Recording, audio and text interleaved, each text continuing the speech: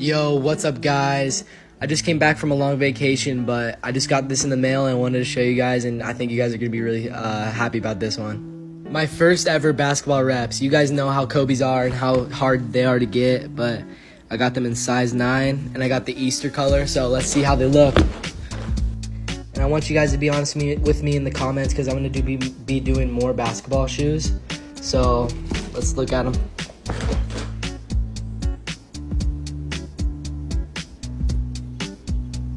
I mean, these are tight. I got them from Nicekicksshop. It's gonna be in my spreadsheet. And use code Rocky at checkout for % off. But let's look at these more. The shapes look good. The Kobe sign, pristine. Bottoms. I mean, I don't see anything wrong, guys. These are pretty good. So, let me know in the comments if you guys need help ordering them or how to get them. Just let me know. I'm going to be doing more vids on them. Thank you guys.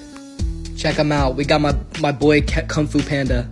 But here's all the information you guys need. Use code Rocky. I'm going to put it down on my the comment thing. But yeah, here you guys are. Thank you.